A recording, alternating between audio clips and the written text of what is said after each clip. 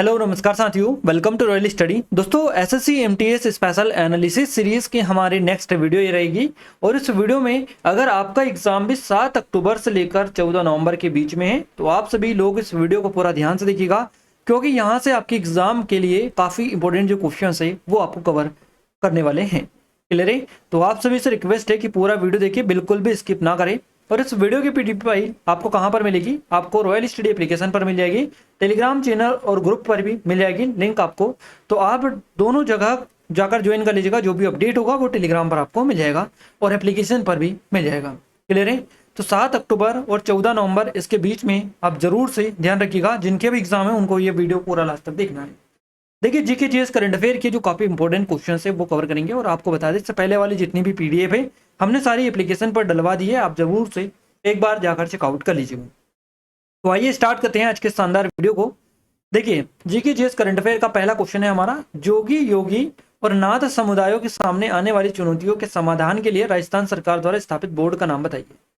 यानी कि जोगी योगी और नाथ समुदाय के सामने आने वाली चुनौतियों के समाधान के लिए राजस्थान सरकार ने एक बोर्ड स्थापित किया है। इस बोर्ड का जो नाम है यह है गुरु गोरखनाथ बोर्ड। गुरु गोरखनाथ जो बोर्ड है इसका नाम इन्होंने रखा है। और यहाँ पर आप सभी के काफी ज्यादा मैसेजेस कमेंट्स आ रहे थे कि इंग्लिश में भी इसको रखिएगा, तो हम इंग्लिश में भी कवर करवा रहे हैं। क्लियर है? हिंदी इंग्लिश बाइलिंगुअल हमारा ये वीडियो रहेगा, ताकि इंग्लिश वाले लोगों को भी दिक्कत ना आए। और आप सभी से रिक्वेस्ट है कि वीडियो को लाइक और चैनल को सब्सक्राइब जरूर कर लीजिएगा। गुरु गोरखनाथ बोर्ड करेक्ट आंसर रहेगा। देखिए राजस्थान सरकार ने योगी जोगी और नाथ समुदायों के सामने आने वाली चुनौतियों का समाधान करने के लिए गुरु गोरखनाथ बोर्ड की स्थापना की है। इसका उद्देश्य पिछड़े वर्गों की समस्याओं और मुद्दों की पहचान करना है और उन्हें कम करना है। बोर्ड में 5 गैर आधिकारिक सदस्य होंगे, ये भी आपको याद रखना है। अगला क्वेश्चन है तीसरी जीएसटी। देखिए तीसरी G20 भ्रष्टाचार विरोधी कार्य समूह की बैठक कहाँ आयोजित की गई? तो ये जो आयोजित की गई कोलकाता पश्चिम बंगाल में आयोजित की गई। Where was the third G20 anti corruption working group meeting held? तो ये की गई कोलकाता पश्चिम बंगाल में। G20 की तीसरी भ्रष्टाचार विरोधी कार्य समूह की जो बैठक है ये 9 से 11 अगस्त 2023 के बीच में कोलकाता में आयोजित की गई है। और बैठक जो है भारत की अध्यक्षता में बेसिकली हुई है। भारत ने इसकी अध्यक्षता की है इस बैठक की। G20 सदस्यों के 154 प्रतिनिधि और 10 आमंत्रित देश बैठक में भाग इसमें लिया था। तो ये चीजें भी आपको याद रखनी है। और गाइस देखिए अभी टेक्स्ट बुक पर काफी स्पेशल ऑफर चल रहा है। फ्यूचर ऑफिसर सेल के नाम से you are the next officer भी आप बन सकते हैं। देखिए ये ईयरली टेक्स्ट बुक पास है और ये आपको 699 में मिल रहा है। और अगर आप ये RSD कूपन कोड यूज कर लेंगे तो आपको 608 यानी 608 रुपए में मिल जाएगा। करीबन 13% का आपको ऑफ मिल जाएगा। तो आप जरूर से जाकर परचेस कर लीजिएगा जिन लोगों ने अभी परचेस नहीं किया, क्योंकि ये ऑल एग्जाम के लिए आपका रहेगा। जिनकी जिस भी एग्जाम की या किसी भी एग्जाम की आप तैयारी कर रहे हैं सभी में आपका ये काम देगा। तो आप सभी लोग एक बार जाकर चेकआउट करिएगा, डिस्क्रिप्शन में लिंक है। क्योंकि यहाँ पर आपको 70,000 से अधिक जो है मॉक टेस्ट देखने को मिल जाएंगे और 17,000 प्लस आपको प्रीवियस ईयर क्वेश्चंस पेपर भी देखने को मिलेंगे और कई सारे प्रो आपको एक्सेस यहाँ पर देखने को मिल जाएगा। तो आप किसी भी एग्जाम की तैयारी कर रहे हैं उसके लिए बेस्ट कारगर साबित आपके लिए हो सकता है। RSD कूपन कोड अप्लाई करके एक बार जरूर से चेकआउट कर लीजिएगा, काफी कम प्राइस में आपको मिल जाएगा। डिस्क्रिप्शन में लिंक है, आप चेकआउट कर लीजिएगा। चलिए अगला क्वेश्चन है, किस संगठन की रिपोर्ट कहती है कि विश्व की 26% जनसंख्या है इनके पास सुरक्षित पेयजल नहीं है? तो ये जो रिपोर्ट है ये किस संगठन की है? तो ये यूनेस्को की है। यूनेस्को की रिपोर्ट के द्वारा कहा गया है कि विश्व की करीबन 26% जो जनसंख्या है इनके पास में सुरक्षित पेयजल नहीं है। तो विच ऑर्गेनाइजेशन रिपोर्ट से that 26% of the world population does not have access to safe drinking water? UNESCO आपका करेक्ट आंसर हो जाएगा। देखिए यूनेस्को की एक रिपोर्ट कहती है कि दुनिया की 26% आबादी के पास सुरक्षित पेयजल नहीं है। न्यूयॉर्क में संयुक्त राष्ट्र 2023 जल सम्मेलन में यूनेस्को द्वारा प्रकाशित एक रिपोर्ट के अनुसार दुनिया की 26% आबादी के पास में सुरक्षित पेयजल नहीं है और 46% के पास सुरक्षित रूप से प्रबंधित स्वच्छता तक पहुंच नहीं है। क्लियर है? तो 46% और 26%। 46% के पास सुरक्षित रूप से प्रबंधित स्वच्छता तक पहुंच नहीं है और 26% के बाद में सुरक्षित पेयजल नहीं है। पानी की कमी का सामना कर रही वैश्विक शहरी आबादी 2016 में 930 मिलियन से दुगनी होकर 2050 में करीब 1.7 से 2.4 बिलियन लोगों तक पहुंचने का अनुमान यहाँ पर जताया जा रहा है। तो आप देख सकते हैं कितनी भयंकर स्थिति यहाँ पर हो सकती है पानी पे शुद्ध पेयजल से के लिए। लगातार आप देख सकते हैं तो इस तरह की ये चीजें हैं, आपको थोड़ा सा ध्यान रखना है क्योंकि ये क्वेश्चन काफी ज्यादा इंपॉर्टेंट है। आपका यहाँ से क्वेश्चन आपका बनेगा, है ना, जल संकट से रिलेटेड क्वेश्चन है और ये हो सकता है आपके एग्जाम में पूछ लिया जाए। अगला क्वेश्चन है the birth of Venus painting जो है किसने बनाई थी, who created the painting the birth of Venus. तो ये सेंड्रो बोटिकली के द्वारा बनाई गई थी, सेंड्रो बोटिकली के द्वारा बनाई गई थी, याद रखिएगा इनका नाम, the birth of Venus. The birth of Venus की बात करें तो द बर्थ ऑफ वीनस एक चित्रकार है जिसे इटालियन कलाकार सेंड्रो बोटिकली ने, है ना, 1480 के दशक के मध्य में बनाया था। और ये देवी शुक्र को उनके यानी उसके जन्म के बाद किनारे पर आने का चित्रण करता है और वहाँ समुद्र से पूरी तरह से विकसित हो गया था। तो पेंटिंग जो है इटली के फ्लोरेंस में उफीजी गैलरी में आपको देखने को मिलती है। इसके बारे में आप थोड़ा सा याद रखिएगा। अगला क्वेश्चन है भारतीय संविधान की प्रस्तावना में 3 प्रकार के न्याय का उल्लेख है, निम्नलिखित में से कौन सा इसमें शामिल नहीं है। The prelims of the Indian constitution mention 3 type of justice, which of the following is not include in it. तो आपको बताना है इनमें से कौन सा इसमें शामिल नहीं है। सांस्कृतिक न्याय आपका करेक्ट आंसर हो जाएगा, कल्चर जस्टिस। प्रस्तावना में न्याय शब्द जो है इसका अर्थ होता है न्याय के 3 विशिष्ट रूप हैं, सामाजिक, आर्थिक और राजनीतिक, है ना। तो ये 3 रूप है, सामाजिक न्याय, आर्थिक न्याय और राजनीतिक यानी पॉलिटिकल जस्टिस। इसमें जो कल्चरल जस्टिस है ये बेसिकली कोई नहीं है, यह शामिल नहीं है। तो आपका करेक्ट आंसर सांस्कृतिक न्याय रहेगा। ये मौलिक अधिकारों और निदेशक सिद्धांतों के विभिन्न जो प्रावधान है इसके माध्यम से सुरक्षित है। अगला क्वेश्चन है कर्नाटक के मुख्यमंत्री कौन है। ये करंट का क्वेश्चन है और आपके एग्जाम में इस तरह के क्वेश्चन बन रहे हैं। वो is the chief minister of Karnataka. तो सिद्धारमैया आपका करेक्ट आंसर रहेगा। सिद्धारमैया कर्नाटक के पदधारी मुख्यमंत्री हैं 20 मई 2023 से। एक भारतीय राष्ट्रीय कांग्रेस के सदस्य और वरुणा जो निर्वाचन क्षेत्र से चुने गए हैं। सिद्धारमैया एक भारतीय राजनेता है जो कि 2013 से 18 तक और 2023 से अभी वर्तमान में कर्नाटक के ये मुख्यमंत्री हैं। तो ये 13 से 18 तक भी रह चुके हैं, इसके अलावा 23 से फिर वापस से ये 28 तक रहेंगे। तो आप याद रखिएगा 13, 23, है ना, इस हिसाब से थोड़ा सा ध्यान रखिएगा। और वहाँ वर्तमान में भारतीय राष्ट्रीय कांग्रेस के नेता हैं और इससे पहले वो बहुत सी जनता परिवार वाली जो दल हैं इनके सदस्य भी रह चुके हैं। तो जनता दल सेक्युलर के सदस्य के तौर पर 2 बार कर्नाटक के उप मुख्यमंत्री भी रह चुके हैं सिद्धारमैया। 13 मई 2013 से 13 को ये जो है कर्नाटक के मुख्यमंत्री बने थे पहली बार, आपको याद रखना है। अगला क्वेश्चन है हमारा, सबसे अच्छी तरह से संरक्षित बौद्ध गुफाओं में से एक कारला निम्नलिखित में से किस राज्य में है। सबसे अच्छी तरह से संरक्षित है बौद्ध गुफाएं, इनमें से एक कारला है। ये किस राज्य में आती है, तो महाराष्ट्र में आती है। One of the best professions Buddhist caves Kerala in is which of the following state. तो महाराष्ट्र आपका करेक्ट आंसर रहेगा। कराला बौद्ध गुफाएं, ये कराला गुफाएं या करली गुफाएं इनको कहा जाता है या फिर कराला कक्ष आप बोल सकते हैं। महाराष्ट्र का जो लोनावाला है इसके पास में करली में प्राचीन बौद्ध और भारतीय रॉक कट गुफाओं का एक परिसर है। ये एक चट्टानी पहाड़ी से खुदी हुई है। कराला जो गुफाएं हैं कभी बौद्ध मठ थी और इनमें 16 खुदाई गुफाएं देखने को मिलती थी। अगला क्वेश्चन है, जंग के लिए रासायनिक सूत्र क्या है। जंग जो लगती है, डस्ट जंग, तो आपको बताना है इसके लिए रासायनिक सूत्र कौन सा है। तो ये आपका हो जाएगा Fe2O3, है ना, Fe2O3 जंग के लिए रासायनिक सूत्र हो जाएगा Fe2O3। और जब नम वायु में लोहा ऑक्सीजन के साथ अभिक्रिया करता है तो जंग बनती है। जंग कब बनती है, जब नम वायु में लोहा ऑक्सीजन के साथ में अभिक्रिया करता है तो जंग बनती है। निम्नलिखित रासायनिक जो समीकरण है अभिक्रिया को दर्शाता है, जैसे कि 4Fe + 3O2 अभिक्रिया कर रहे हैं 2Fe2O3, है ना। तो ये आप याद रखिएगा। अगला क्वेश्चन है, निम्नलिखित में से कौन भारत से 13वीं ब्रिक्स यात्रा जो व्यापार मंत्रियों की बैठक में भाग लेंगे, है ना। निम्नलिखित में से कौन भारत से 13वीं जो ब्रिक्स व्यापार मंत्रियों की बैठक है इसमें भाग लेंगे। तो इनका नाम है पीयूष गोयल, करेक्ट आंसर आपका हो जाएगा। यानी कि इन्होंने लिया है क्योंकि ये क्वेश्चन 2023 का करंट अफेयर का है। तो केंद्रीय व्यापार एवं वाणिज्य मंत्री पीयूष गोयल 13वीं ब्रिक्स व्यापार मंत्रियों की बैठक में भाग लेंगे। इस वर्ष जो है ब्रिक्स का विषय ब्रिक्स और अफ्रीका यानी कि पारस्परिक रूप से त्वरित विकास, सतत विकास और समावेशी बहुपक्षवाद के लिए साझेदारी है। 2023 में ब्रिक्स की जो अध्यक्षता है दक्षिण अफ्रीका के पास में, आपको याद रखना है 2023 में। अगला क्वेश्चन है, सबसे प्रसिद्ध परसीड उल्का बौछार आमतौर पर सालाना डिस्क के महीने में होती है। तो ये अगस्त का जो महीना होता है इसमें देखने को मिलती है। सबसे प्रसिद्ध परसीड उल्का बौछार जो है आमतौर पर अगस्त का महीने में होती है। तो NASA all sky firewall network द्वारा परसीड उल्कापात का पता लगाया गया है। परसीड उल्का बौछार जो है सबसे लोकप्रिय और सबसे प्रसिद्ध उल्का बौछार है जो प्राकृतिक रूप में से होती है। ये उल्काएं तेज और चमकीले होते हैं जो अपने पीछे प्रकाश और रंग के निशान छोड़ते हैं। अगला क्वेश्चन है, संविधान बनाने के दौरान संवैधानिक प्रांतीय समिति के प्रमुख कौन थे? मोस्ट इंपोर्टेंट क्वेश्चन है आपका। सरदार वल्लभ भाई पटेल करेक्ट आंसर रहेगा। संवैधानिक प्रांतीय जो समिति है इसके प्रमुख कौन थे? तो ये थे सरदार वल्लभ भाई पटेल। इसके अलावा कुछ समितियां हैं उनके प्रमुख हम आपको बता दें, अध्यक्ष, यहाँ से क्वेश्चन आपका बनता है।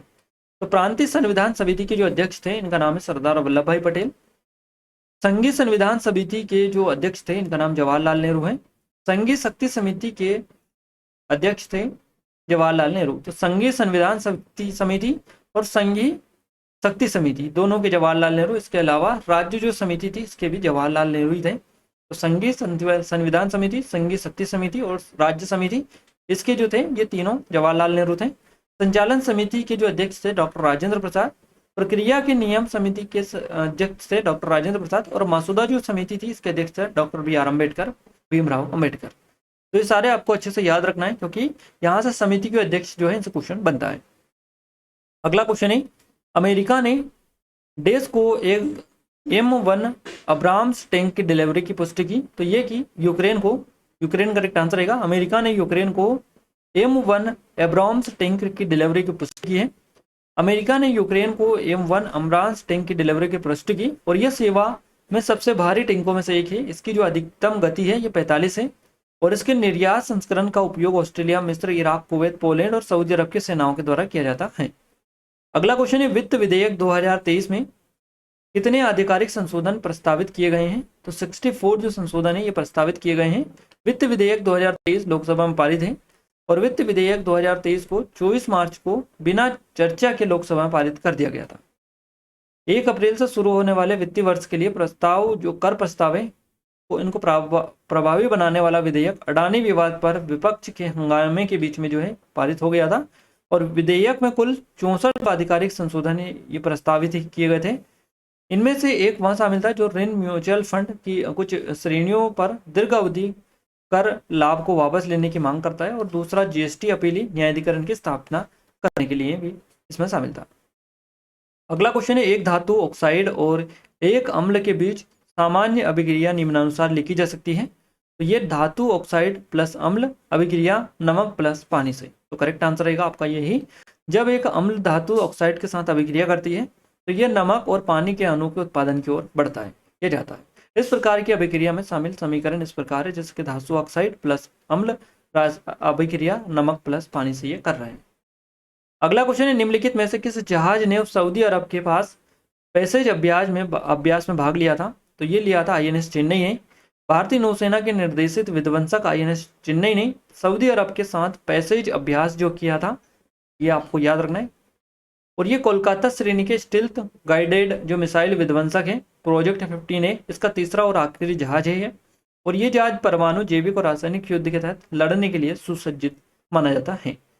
अगला क्वेश्चन है, वित्तीय बाजार में शिकायत निवारण प्रक्रिया को बढ़ावा देने के लिए या बढ़ाने के लिए ऑनलाइन विवाद समाधान ODR प्रणाली किसने लॉन्च की? तो ये की सेबी ने। सेबी करेक्ट आंसर हो जाएगा ऑनलाइन डिस्प्यूट रेजोल्यूशन, है ना। तो आपका करेक्ट आंसर हो जाएगा ODR, ये सेबी के द्वारा की गई। देखिए, सेबी ने शिकायत निवारण प्रक्रिया को बढ़ावा देने के लिए एक ऑनलाइन विवाद समाधान ODR प्रणाली की शुरुआत की है और इसका उद्देश्य पीड़ित निवेशकों को विभिन्न माध्यमों के खिलाफ मध्यस्थता और मध्यस्थता करने के लिए सशक्त बनाना है। यह वित्तीय बाजार में विवाद समाधान में क्रांतिकारी बदलाव बेसिकली लाएगा, तो आप देख लीजिएगा। अगला है, निम्नलिखित में से किसे एप्सम नमक जो है इसने जाना जाता है? तो एप्सम नमक के नाम से जाना जाता है मैग्नीशियम सल्फेट को। मैग्नीशियम सल्फेट या मैग्नीशियम सल्फेट ब्रिटिश अंग्रेजी में है। ये एक रासायनिक यौगिक है, सूत्र है MgSO4। इसके साथ एक नमक है। यह एक सफेद क्रिस्टलीय ठोस पानी में घुलनशील और लेकिन इथेनॉल में नहीं है। सबसे आम हेप्टाहाइड्रेट MgSO4 7H2O जिसे एप्सम सॉल्ट के नाम से जाना जाता है, जो कि कई पारंपरिक उपयोगों वाला एक घरेलू रसायन है जिसमें स्नान लवण भी शामिल होता है। और ये जो नेक्स्ट क्वेश्चन आपका आ रहा है ये मोस्ट इंपोर्टेंट है। अगर आपको नहीं पता है तो आप अच्छे से याद कर लीजिएगा क्योंकि क्वेश्चन ऐसा नहीं है ये कि किसी एग्जाम में ना बने। बृहदेश्वर मंदिर कहाँ स्थित है? तंजावुर चेन्नई में देखने को मिलता है बृहदेश्वर मंदिर। बृहदेश्वर मंदिर चेन्नई के दक्षिण पश्चिम में 350 किलोमीटर दूर तंजावुर शहर जो है यहाँ पर स्थित है। कुछ इंपॉर्टेंट जो मंदिर है वो हम कवर करवा दें, जैसे कि मीनाक्षी मंदिर कहाँ पर है, तो ये मदुरई चेन्नई में है। श्री लक्ष्मी नारायण स्वर्ण मंदिर ये वेल्लोर चेन्नई में है। और बगलामुखी देवी मंदिर ये तिरुनेवेली चेन्नई में देखने को मिलता है। चेन्नई के कुछ इंपॉर्टेंट मंदिर है। और एक ये आपका तंजावुर जो कि बृहदेश्वर मंदिर है। तो ये सारे इंपॉर्टेंट है, याद रखना है। फ्रेडरिक जी बैटिंग को निम्नलिखित में से उनकी खोज के निम्नलिखित में से किसकी खोज के लिए खोज का श्रेय दिया जाता है? तो इंसुलिन की जो खोज है इसका श्रेय दिया जाता है फ्रेडरिक जी बैटिंग को। आविष्कारक, राष्ट्रीयता और वर्ष और खोज। तो फ्रेडरिक जी बैटिंग की बात करें तो कैनेडियन है। 1921 में इंसुलिन की खोज के लिए इनको सम्मानित किया गया था, या इन्होंने की थी इसकी खोज। लॉर्ड कोल्ड लैंडस्टीनर ऑस्ट्रिया के ये हैं और रक्त के प्रकार की खोज की थी 1900-1901 के बीच में। अलेक्जेंडर फ्लेमिंग इनके ये स्कॉटिक्स और पेनिसिलिन की खोज के लिए जाने जाते हैं 1928 में। जेम्स वाटसन और फ्रांसिस क्रिक। जेम्स वाटसन अमेरिकी है, फ्रांसिस क्रिक जो है ब्रिटिश हैं। डीएन यानी डीऑक्सीराइबोन्यूक्लिक एसिड के लिए स्पेशली खोज के लिए जाने जाते हैं 1953। आपका करेक्ट आंसर यहाँ से हो जाएगा।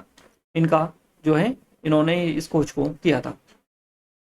तो यहाँ पर जितनी भी खोज इंपॉर्टेंट है वो हमने आपको कवर करवा दी है। खोज, वर्ष और राष्ट्रीयता और आविष्कार किसने किया था। अगला है निम्नलिखित में से कौन सा जो नृत्य है यूनेस्को की अमूर्त विरासत सूची में है? तो ये छाऊ हो जाएगा। छाऊ वर्ष 2010 में छाऊ जो नृत्य है इसको यूनेस्को द्वारा मानवता की अमूर्त संस्कृति की विरासत की प्रतिनिधि सूची में अंकित किया गया था। और छाऊ जो नृत्य है भारत के जो जनजातीय नृत्य का एक लोकप्रिय रूप है। मार्शल आर्ट के तत्वों को अपने आंदोलनों में शामिल करता है। यह नृत्य रूप जो है मुख्य रूप से ओडिशा, पश्चिम बंगाल, झारखंड राज्यों में देखा जाता है। ये क्वेश्चन ऑलरेडी आपका एग्जाम में पूछा जा चुका है कि ऐसा कौन सा नृत्य है जो तीनों स्टेट पश्चिम बंगाल, ओडिशा, झारखंड में प्रचलित है। तो आपका छाऊ ही करेक्ट आंसर रहेगा। इसीलिए हम आपको बता रहे हैं कि आप जो डिटेल देखा करें वो अच्छे से देखा करें, यहीं से क्वेश्चन आपके आ रहे हैं। अगला क्वेश्चन है समस्थानिक एक ही तत्व के परमाणु अणु होते हैं जिन्हें अलग अलग संख्या में डेस होते हैं। तो ये न्यूट्रॉन होते हैं, इनमें अलग अलग संख्या में। समस्थानिक उसी तत्व के परमाणु होते हैं जिनके पास होता है न्यूट्रॉन की विभिन्न संख्याएं। प्रोटॉन और इलेक्ट्रॉन की समान संख्या होती है। अगला है एक सरकार की आय में उसके खर्च की तुलना में क्या कमी होती है या होगी? तो एक सरकार की आय में उसके खर्च की तुलना में क्या कमी होती है? तो यह राजकोषीय घाटा कहलाता है। क्लियर है? एक राजकोषीय घाटा की बात करें तो एक राजकोषीय घाटा एक प्रकार की आय में अपने खर्च की तुलना में काफी कमी है। जिस सरकार का राजकोषीय घाटा है वह अपने साधनों से अधिक खर्च कर रही है। एक राजकोषीय घाटे की गणना सकल घरेलू उत्पाद जीडीपी के प्रतिशत के रूप में की जाती है। यह आय के अतिरिक्त खर्च के लिए ये कुल जो डॉलर के रूप में की जाती है। किसी भी स्थिति में आय आंकड़ा के केवल एक जो कर है ये और अन्य राजस्व जो शामिल है और कमी को पूरा करने के लिए उधार ली गई धनराशि जो शामिल हो इसमें नहीं होती है। अगला क्वेश्चन है राज्यसभा में सेवारत एक सांसद का कार्यकाल क्या होता है? तो ये 6 वर्ष होता है, 6 वर्ष करेक्ट आंसर रहेगा। राज्यसभा में सेवारत सांसद राज्यसभा का स्थायी निकाय और विघटन के अधीन नहीं। हालांकि 1/3 सदस्य हर दूसरे वर्ष सेवानिवृत्त होते हैं और उनकी जगह नए चुने जाते हैं सदस्य। तो प्रत्येक 6 वर्ष में की अवधि के लिए चुने जाते हैं सदस्य। इसके लिए भारत के उपराष्ट्रपति राज्यसभा के पदेन अध्यक्ष होते हैं, ये अभी आपको पता होना चाहिए। अगला क्वेश्चन है नेपाल के उपराष्ट्रपति के रूप में किसने शपथ ली? राम सहाय प्रसाद यादव करेक्ट आंसर रहेगा। नेपाल के वाइस प्रेसिडेंट है ना, याद रखना है आपको, राम प्रसाद सहाय यादव जो है, देखिए राम सहाय प्रसाद यादव इन्होंने नेपाल के उपराष्ट्रपति के रूप में शपथ ली है। राम सहाय प्रसाद यादव एक वरिष्ठ मधेसी नेता है, ने नेपाल के तीसरे उपराष्ट्रपति के रूप में शपथ ली। कुछ दिनों बाद उन्होंने CPN-UML द्वारा खड़े उम्मीदवार को आराम से हरा दिया था। शीतल निवास में एक विशिष्ट समारोह में राष्ट्रपति कार्यालय नेपाल के राष्ट्रपति रामचंद्र पौंडेल इन्होंने 52 वर्षीय यादव को पद और गोपनीयता की शपथ दिलाई थी। यानी कि इस सफलता के बाद में इनको जो है डिप्टी या वाइस प्रेसिडेंट बनाया गया, उपराष्ट्रपति इनको बनाया गया नेपाल के। गाइस देखिए यहाँ पर और भी क्वेश्चंस हम कवर करेंगे, थोड़ी सी अपडेट हम दे दें। हमारी SSC MTS के स्पेशल टेस्ट सीरीज है जो कि ओनली 49 रुपीज़ में मिल रही, लिमिटेड टाइम। अगर आपने अभी तक इनरोल नहीं किया कर लीजिएगा। 500 से अधिक टेस्ट है और सारा कंटेंट आपको यहीं पर मिल जाएगा, इसी जगह पर। तो आपको कहीं और भटकने की जरूरत नहीं है। एग्ज़ाम में अगर आपका अभी भी 2-4 दिन बचे हुए हैं तो आप ज़रूर से एक बार परचेस करके, क्योंकि ये कोई ज़्यादा प्राइस नहीं है, हमने आपके लिए काफ़ी कम प्राइस कर दी है, हो सकता है जल्दी ये प्राइस बढ़ जाए। तो अगर आपने भी इनरोल नहीं किया तो कर लीजिएगा। और 2-4 दिन भी आपकी एग्ज़ाम है, और अगर आपने अच्छे से इन क्वेश्चंस को कर लिया कवर, क्योंकि टॉपिक वाइज, सेक्शन वाइज और अलग अलग फॉर्मेट में यहाँ पर हमने क्वेश्चंस डाल रखे हैं, FLT वगैरह सारी भी फॉर्मेट में, तो आप एक बार जरूर से जाकर विजिट कर लीजिएगा और अच्छे से सारे को कवर कर लीजिएगा, रिविजन सभी का कर लीजिएगा। PDF का डेमो अगर आप चाहते हैं इस वीडियो को आपको डेमो मिले इस कोर्स का, तो आप डेमो भी चेकआउट कर सकते हैं एप्लीकेशन पर, नए पैटर्न पर बेस्ड है, तो आप जरूर से एक बार जाकर चेकआउट कर सकते हैं, लिंक डिस्क्रिप्शन में मिलेगी। ये हमारी SSC GD की स्पेशल टेस्ट सीरीज है, इस पर भी काफ़ी अच्छे स्पेशल ऑफर है, एक बार जरूर से विजिट करिएगा, क्योंकि यहाँ पर काफ़ी अच्छे स्पेशल ऑफर आपको मिल जाएगा। ये हमारी MPSI की स्पेशल टेस्ट सीरीज है, तो इन सभी की लिंक डिस्क्रिप्शन में, फिर कोई डाउट है कुछ क्वेरी नंबर पर भी कॉन्टैक्ट कर सकते हैं। अगला क्वेश्चन है, कौन सा राज्य PM मित्रा को लागू करने के लिए मेगा टेक्सटाइल पार्क का निर्माण करेगा? तो ये है उत्तर प्रदेश। यूपी, देखिए यूपी PM मित्र को लागू करने के लिए लखनऊ में मेगा टेक्सटाइल पार्क बनाएगा। प्रधानमंत्री mega integrated textile reason and apparel योजना के कार्यान्वयन के लिए के एक भाग के रूप में उत्तर प्रदेश सरकार लखनऊ में एक मेगा टेक्सटाइल पार्क का निर्माण करेगी। पार्क जो है 1162 एकड़ में फैला हुआ लखनऊ के और हरदोई के बीच में ये बेसिकली बनाया जाएगा। तो यहाँ पर गाइस 25 जो क्वेश्चंस लिए थे वो हमने सक्सेसफुली कवर करवा दिए हैं, है ना। और आपके लिए नेक्स्ट जो वीडियो लेकर आ रहे हैं काफ़ी ज़्यादा इंटरेस्टिंग वीडियो और काफ़ी ज़्यादा इंपॉर्टेंट है। अगर आपने वो वीडियो देख लिया गाइस, तो जो टॉपिक हम आपको कवर करवाएंगे, जो चीज़ें आपको कवर करवाएंगे, गारंटी के साथ कह सकते हैं, आपको 100% पूरी गारंटी है कि वहाँ से आपके क्वेश्चन बाहर नहीं जाएंगे। तो आप सभी लोग वीडियो को लाइक, चैनल को सब्सक्राइब नहीं किया अभी तक तो कर लीजिएगा। और चैनल को सब्सक्राइब करने के लिए बाद में आपको क्या करना है, इस वीडियो की PDF अगर आप चाहते हैं तो आपको टेलीग्राम एप्लीकेशन को डाउनलोड कर लेना है, दोनों की लिंक आपको डिस्क्रिप्शन में मिल जाएगी। क्लियर है, ये चीज़ें हैं और काफ़ी इंपॉर्टेंट क्वेश्चन हम आपको कवर करवा रहे हैं। आगे आने वाले दिनों में और भी एडवांस आपको देखने को मिलेंगे, तो आप जरूर सपोर्ट करिएगा, चैनल को सब्सक्राइब करिएगा और वीडियो को लाइक भी कर दीजिएगा। क्लियर है, तो मिलते हैं हमारे नेक्स्ट स्टडी वीडियो में, तब तक के लिए जय हिंद, वंदे मातरम।